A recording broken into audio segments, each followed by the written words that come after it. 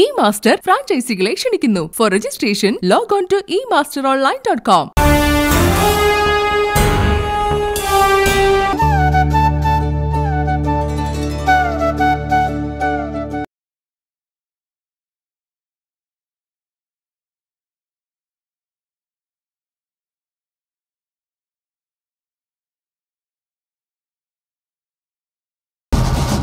Mama.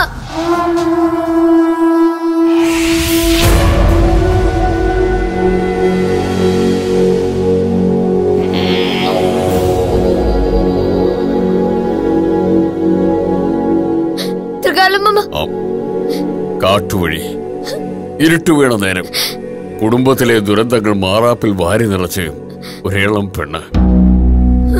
ആദ്യം എന്നെ കണ്ടപ്പോ നീ എന്താ ചെയ്തത്? ഭയന്നോടി അല്ലേ? എന്നെ കണ്ട് ഭയന്നോടി വീണുപോയിട്ടും ഞാൻ നീട്ടിയ കൈ നീ പിടിച്ചു. ആ കൈ ഞാൻ വിട്ടുകളഞ്ഞിട്ടില്ല ഈ നേരം വരെ. അമ്മയെ വിട്ടുവന്ന് നിനക്ക് ഞാൻ തുണയായപ്പോ മകനെ കൈവിട്ടുപോയ എന്റെ അമ്മയ്ക്ക് 2 നാഴിക നീ തുണയായി. ഒന്നും വെറുതെ സംഭവിച്ചല്ല. കാണാത്തൊരു നൂലുകൊണ്ട് എന്നെയും നിന്നെയും ചേർത്ത് കെട്ടിയിട്ടുണ്ട് ഗോവർദ്ധനപുരത്തപ്പൻ. ഒരു മാലയിലെ 2 പൂക്കൾ പോലെ. അതിപ്പോഴേ എനിക്ക് മനസ്സിലായത് ഇത് ത്രികാലമാമന്റെ വീടാണെന്നും ഇവിടുത്തെ അപ്പൂപ്പനും അമ്മൂമ്മയും ത്രികാലമാമന്റെ അച്ഛനും അമ്മയാണെന്ന് അറിഞ്ഞപ്പോഴാ ഞാൻ പോലും അറിയാതെ ഞാൻ ഇവിടെ എത്തിയതിന്റെ കാരണം എനിക്ക് മനസ്സിലായത്. എന്റെ വീടല്ലത് ആയിരുന്നു ഭഗവാനെ തേടി ഇറങ്ങുന്നതിന് മുമ്പ്. ഇപ്പോ ഗർഭഗൃഹത്തിലെ ഇരുട്ടാണ് എന്റെ വീട്. ബിംബം ഉറപ്പിച്ച മണ്ണ് എന്റെ മെത്ത. ഭഗവാന്റെ കഴുത്തിലെ വാടിയ വനമാലയാണ് എന്റെ പുതപ്പ്. എനിക്കറിയാൻ ത്രികാലമാമ, ഞങ്ങൾ ഇനി എന്താ ചെയ്യേണ്ടത്? ഒരു മരണം നടന്നിട്ട് അതിന്റെ ചടങ്ങ് കഴിയുന്നതിന് മുമ്പ് ഞങ്ങൾ എങ്ങനെയാ കാക്കമലയിലേക്ക് പുറപ്പെടുക? നിങ്ങൾ കുട്ടികളാണ്. നിങ്ങൾ നിങ്ങളുടെ യാത്ര തുടങ്ങിയിട്ടേ ഉള്ളൂ. ലക്ഷ്യം പൂർത്തിയാക്കി യാത്ര അവസാനിപ്പിച്ചവർ നിങ്ങളുടെ വഴി മുടക്കിക്കൂടാ.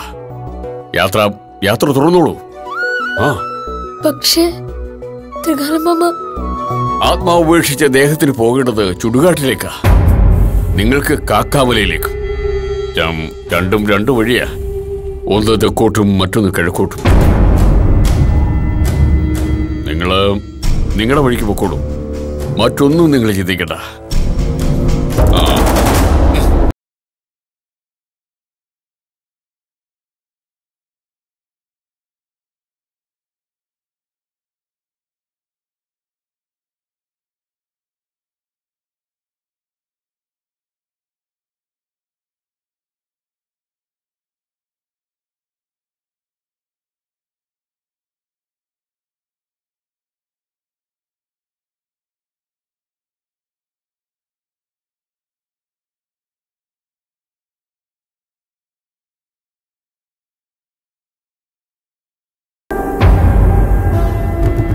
ഗോവർദ്ധനപുരത്ത് നിന്ന് പുറപ്പെട്ട് കാക്കാമലയിലെ ദേവിക്കരിയിലേക്ക്.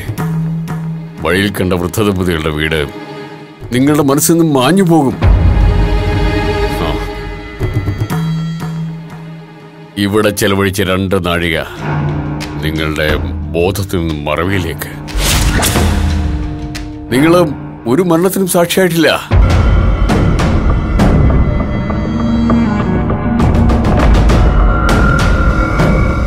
ചെന്നോളൂ, ചെന്നോളൂ.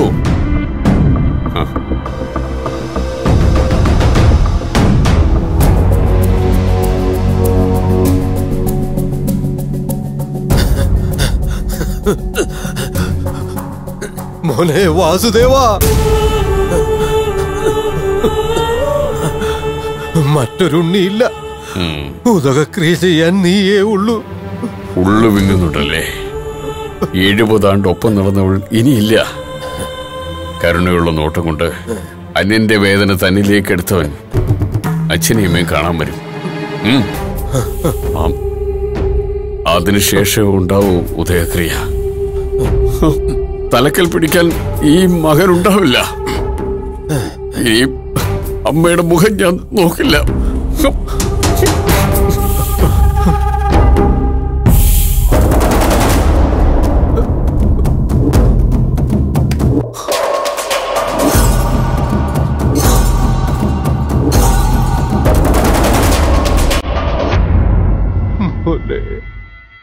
വാസുദേവ.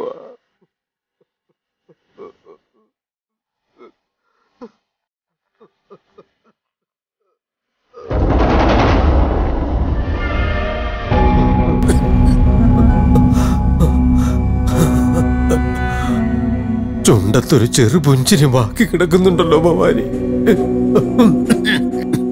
മകന്റെ കൈകൊണ്ട് ഒരു തുള്ളി തീർത്ഥം കിട്ടിയതിന്റെ സന്തോഷമായിരിക്കും അല്ലേ? ഇത്രയും ശാന്തത നിന്റെ മുഖത്ത് ഞാൻ ഇന്നേ വരെ കണ്ടിട്ടില്ല. ഭഗവാന്റെ കൈ പിടിച്ചാ നീ പോയത്. ഭഗവാന്റെ കൈ പിടിച്ച് നീ പോയി. ഭഗവാനെ അറിയാൻ മകനും പോയി. ഞാൻ മാത്രം തനിച്ചായി.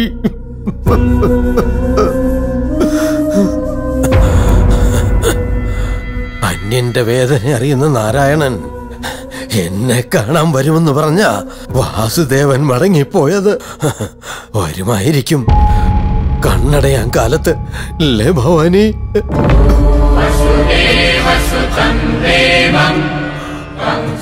മുത്തശ്ശ, ദേവകീ പരമാനന്ദം കൃഷ്ണം വന്ദേ ജഗദ്ഗുരും.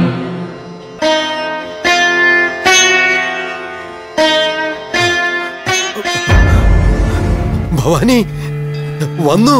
ദേ, അന്ന് അങ്ങ് വരുമ്പോ ഭവാനിയുടെ സ്ഥാനത്ത് എന്റെ വാസുദേവനായിരുന്നു. ഭവാനി പോയിട്ടില്ലെന്ന് പറയ്. നീണ്ട ധ്യാനത്തിലാണെന്ന് പറയ്. വിളിച്ചുണർത്ത്. എനിക്ക് തനിച്ച് ജീവിക്കാൻ വയ്യ എന്റെ ഭഗവാനെ. ഓരോരുത്തർക്ക് ഓരോരോ ജന്മങ്ങളിൽ പല ദൗത്യങ്ങളും ഉണ്ടാവും. അതിന് ചിലർ നിമിത്തവുമാകും. അതുപോലെ നിങ്ങളുടെ ഭാര്യയ്ക്ക് ത്രികാലനെ കാണാൻ നിമിത്തമായത് ബാലാമണി എന്ന പെൺകുട്ടി ഇവിടെ എത്തിച്ചേർന്നതും ആ കുട്ടിയുടെ പരിചരണവുമാണ്. ഒരുപക്ഷെ പൂർവജന്മത്തിലെപ്പോഴോ ആ കുട്ടിയോ പൂർവികരോ നിങ്ങളുടെ കുടുംബവുമായി കടപ്പെട്ടിരിക്കാം. പിന്നെ ഇനിയുള്ള ജീവിതത്തിൽ തനിച്ചാവാതിരിക്കാൻ 2 വഴികളുണ്ട് അങ്ങയുടെ മുന്നിൽ. അത് അങ്ങയെ ബോധ്യപ്പെടുത്താനാണ് ഞാനിവിടെ വന്നിരിക്കുന്നത്. അങ്ങയെ അത് ബോധ്യപ്പെടുത്തണമെന്ന് എന്നോട് ആവശ്യപ്പെട്ടത് മറ്റാരുമല്ല, അങ്ങയുടെ മകൻ തന്നെയാണ്. വാസുദേവനോ? അല്ല, അത് പൂർവാശ്രമത്തിൽ ഇപ്പോൾ ത്രികാലൻ. എന്റെ ഉണ്ണി വേദാന്തിയായി ഞാൻ കണ്ടു. ജട പിടിച്ച മുടി, നീണ്ട താടി, ദേഹത്തഴുക്ക്. ദേഹബോധമില്ല ത്രികാലന്. ത്രികാലൻ ആളല്ല, ബോധമാണ്.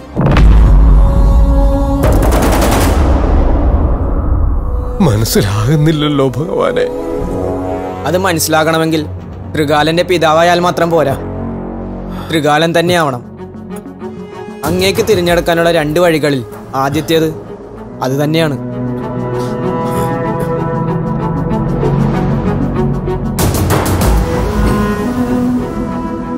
ഭഗവാനെ തേടി ഇറങ്ങുക.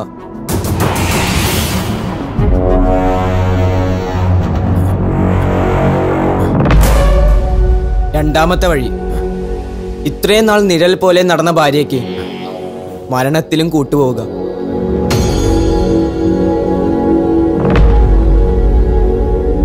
ധർമ്മപത്നിയെ സ്വർഗത്തോളം പിന്തുടരുന്നവർക്കും സ്വർഗം തന്നെയാണ്. ഭഗവാനെ, ഈ ഭവനത്തിൽ ഇന്നു മുതൽ വലിയൊരു നിശബ്ദത മാത്രമേ ഉണ്ടാവൂ. അതിൽ അലിഞ്ഞില്ലാതാവുന്നതിനേക്കാൾ ഭേദം 2 വഴികളിൽ ഒന്ന് തിരഞ്ഞെടുക്കുന്നതാ. ഭവാനിയെ മരണത്തിലും പിന്തുടരാൻ എനിക്ക് ഭയമില്ല. പക്ഷെ മകനെ പിന്തുടർന്നാൽ ഭഗവാന്റെ കാലടികളിൽ വീണു മരിക്കാൻ എനിക്ക് കഴിഞ്ഞാലോ? മകനെ ഗുരുവായി ഞാൻ സ്വീകരിച്ചോളാം. ഭവാനിക്ക് ചിത ഒരുക്കണം. ചിതയണയോളം കാവലിരിക്കണം. ശേഷം പുഴയിലൊന്ന് മുങ്ങി നിവരണം. ഞാൻ അതിനുശേഷം പുറപ്പെട്ടോളാം. പക്ഷേ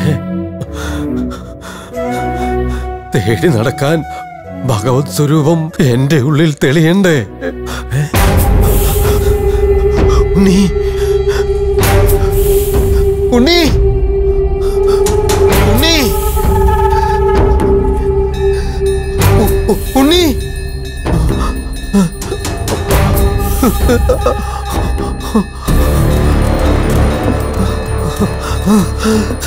എന്റെ ഭഗവാനെ,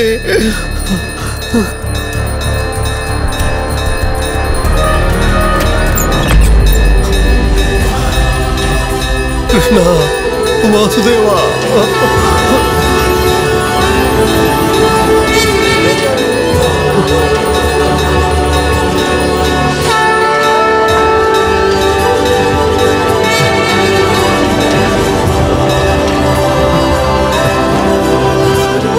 വാസുദേവ.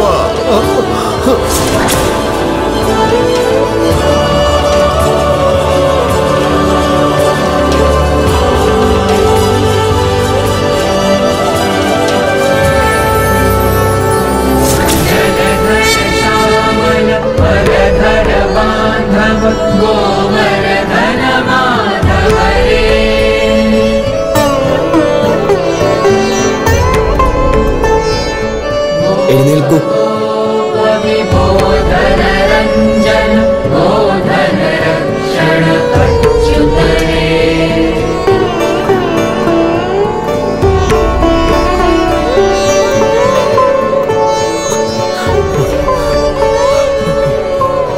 വികൃതികൾക്ക് ഉണ്ണിക്കണ്ണൻ, ഗോപികമാർക്ക് ശ്യാമവർണ്ണൻ, അമ്മ യശോദയ്ക്ക് കള്ളക്കണ്ണൻ, വേദാന്തികൾക്ക് ചിദാനന്ദ സ്വരൂപൻ. ഓരോ കണ്ണുകൾക്കും ഓരോ രൂപമാണ് ഞാൻ.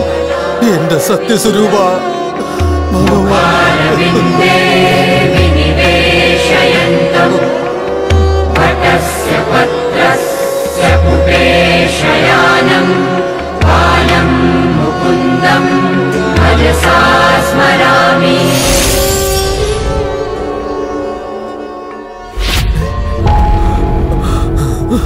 എന്റെ സത്യസ്വരൂപ ഭഗവാനെ.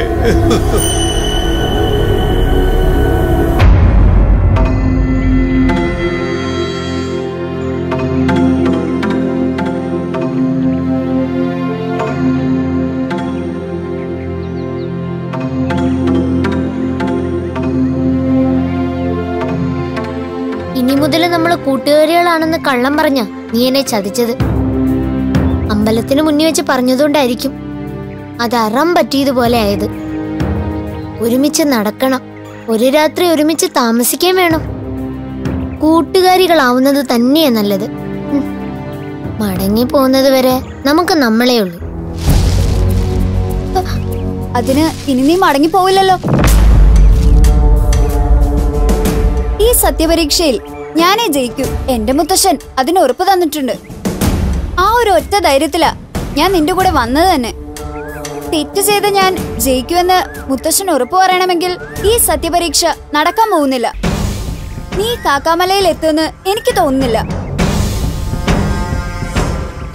ഒന്ന് നിന്നേ. വഴി വെച്ച് നിന്റെ മുത്തശ്ശൻ എന്നെ കൊന്നോളെന്നാണോ കുട്ടി പറയുന്നത്? പറ, നിന്റെ മുത്തശ്ശൻ എന്നെ കൊല്ലുവോ?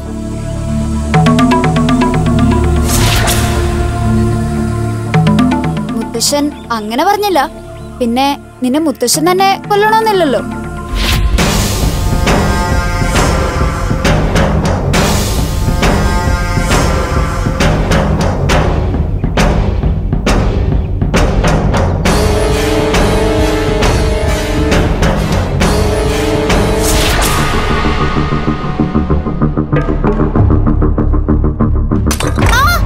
അയ്യോ അമ്മേ,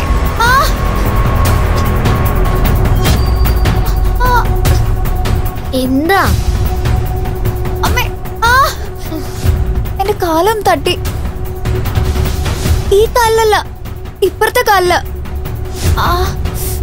നീ ഇങ്ങോട്ടിരിക്കെ, ഇങ്ങോട്ട്.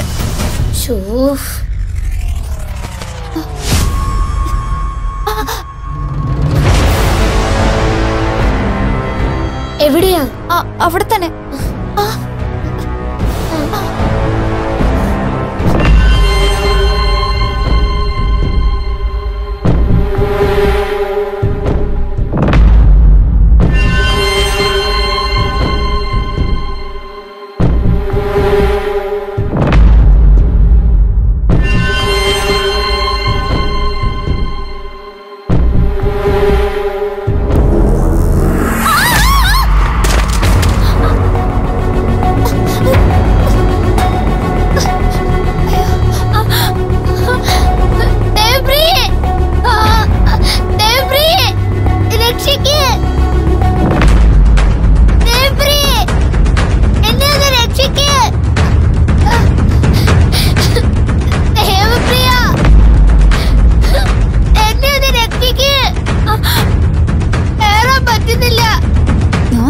സഹായിക്കാനോ?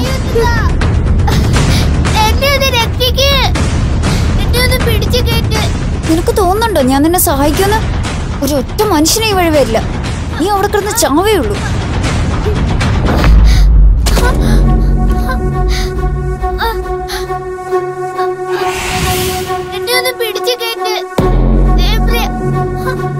ദൈവത്തെ ഓർത്ത് എന്നെ ഒന്ന് സഹായിക്കേ.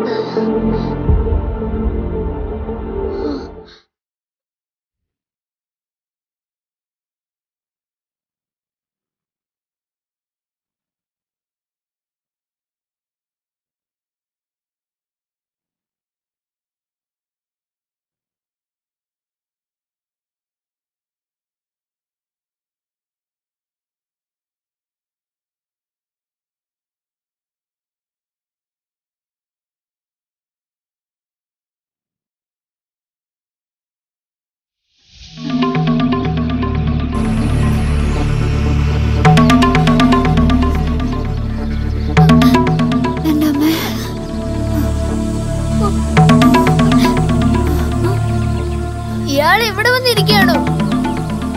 വല്ലാത്ത മനക്കട്ടിയ ദേവപ്രിയ നിനക്ക്. ഒരാൾ ഒരു ആപത്തിൽപ്പെടുമ്പോ സഹായിക്കാതെ പോവെന്ന് പറഞ്ഞ് ഇതിനൊക്കെ തനിക്ക് എങ്ങനെയാ മനസ്സ് വരുന്നത്? എന്റെ അടുത്തൊന്നും ഒരു സഹായം നീ പ്രതീക്ഷിക്കേണ്ട ബാലാമണി. എനിക്ക് മുത്തശ്ശന് നീ ചാവ് തന്നെ വേണ്ടത്. ഞാൻ അവിടെ കിടന്ന് മരിച്ചു എന്നല്ലേ കുട്ടി വിചാരിച്ചത്. എന്നിട്ട് എന്താ ഇയാള് തിരിച്ചു പോകാതിരുന്നത്? എങ്ങനെയെങ്കിലും അതിൽ നിന്ന് കരകയറി വരാൻ നീ ശ്രമിക്കുമെന്ന് എനിക്കറിയാലോ. നീ ചത്തുന്ന് വിശ്വസിച്ച് ഞാൻ തിരിച്ചു പോയാലേ കാക്കാമലയിലെ തിരിയുമായി നീ മടങ്ങിച്ചെന്നാലോ? എല്ലാവരുടെയും കണ്ണിൽ ഞാൻ കുറ്റക്കാരിയാവില്ലേ? വെറും കുട്ടിയാ, എന്നിട്ട് കാഞ്ഞ ബുദ്ധിയും. മതിയടി, എനിക്കിനി വയ്യ നടക്കാൻ. നമുക്ക് മടങ്ങാം. എന്നിട്ട് അവിടെ ചെന്ന് എന്തെങ്കിലും കള്ളം പറയാം. കാക്കാമലയിൽ പോയി ആരും അന്വേഷിക്കാനൊന്നും പോകുന്നില്ല. ഇയാള് മടങ്ങിക്കോ. ഞാനൊരു കുറ്റവും ചെയ്തിട്ടില്ലെന്ന് എനിക്ക് തെളിയിച്ചേ പറ്റൂ.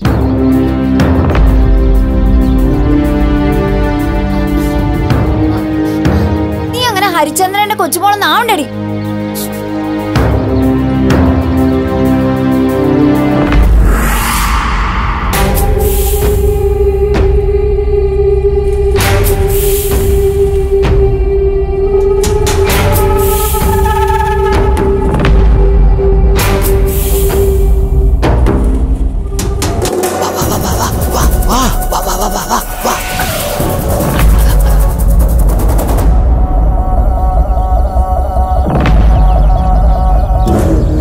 പിന്നിൽ പോകുന്നുണ്ടാ? ആ പിന്നിൽ പോകുന്നതാണ് എന്റെ കൊച്ചുമോള് ദേവു എന്ന് പറഞ്ഞത്.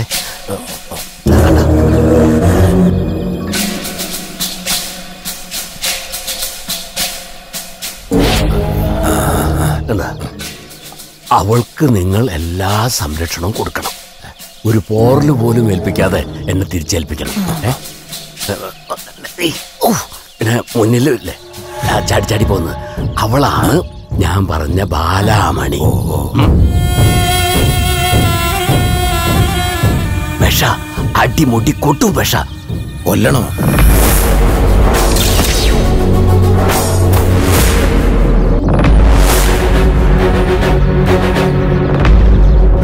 പാണ്ഡവരെ ചതിച്ചു കൊല്ലാൻ ധൃതരാഷ്ട്രർ ദുര്യോധനന്റെ നിർബന്ധപ്രകാരം നിർമ്മിച്ചതാണ് അരക്കില്ലം. ഒരു കൃഷ്ണ ചതുർദശി ദിവസമായിരുന്നു ദുര്യോധനൻ അരക്കില്ലം കത്തിക്കാൻ പദ്ധതിയിട്ടത്.